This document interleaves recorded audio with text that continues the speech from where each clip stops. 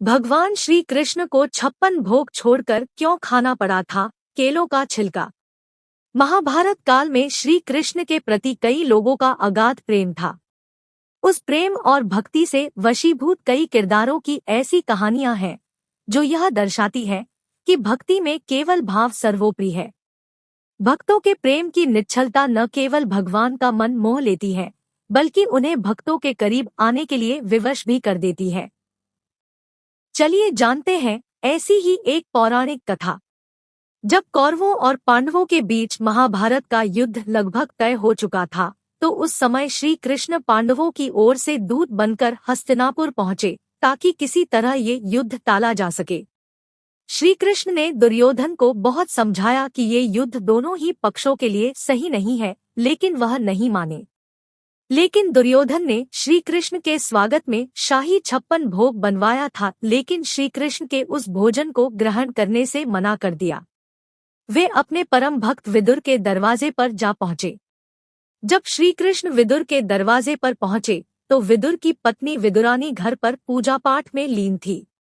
जब श्री कृष्ण ने द्वार पर खड़े होकर आवाज लगाई तो विदुरानी ने श्री कृष्ण की आवाज पहचान ली और दरवाजा खोलने के लिए भागी। श्री कृष्ण को अपने द्वार पर खड़ा देख विदुरानी खुशी से अपनी सुध-बुध खो बैठी। श्री कृष्ण ने उन्हें भक्ति में बेसुध देख स्वयं ही उनसे अंदर आने के लिए पूछा। विदुरानी को होश आया कि उसने अपने प्रभु को दरवाजे पर खड़ा कर रखा है। उन्होंने फिर श्री कृष्ण को भीतर सम्मानपूर्वक बैठाया। श्री कृष्ण ने जब विदुरानी से भूख लगने की बात कही तो घर में कुछ न होने के कारण विदुरानी ने श्री कृष्ण को केले देना ही सही समझा, मगर वो श्री कृष्ण के भक्ति भाव में इस कदर बेसुध थी कि कृष्ण को केले के बजाय केले के छिलके खिलाने लगी। वो केले को छीलकर उसका गूदा फेंक रही थी और छिलका श्री कृष्ण के हाथों में दे रही थी। श्री कृष्ण भी बड़े ही प्यार से केले के छिलके खाए जा रहे थे।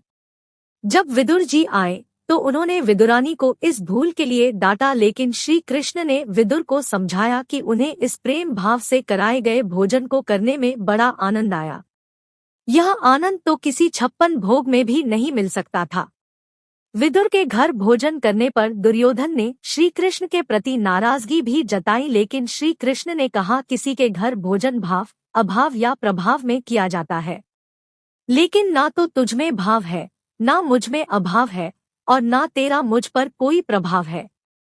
विदुर व विदुरानी के अद्भुत भक्ति के प्रभाव ने मुझे उनके घर भोजन करने पर मजबूर किया। दोस्तों, कहानी अच्छी लगी तो हमारे चैनल को जरूर सब्सक्राइब करें, वीडियो को लाइक करें, शेयर करें, कमेंट करें। Thank you.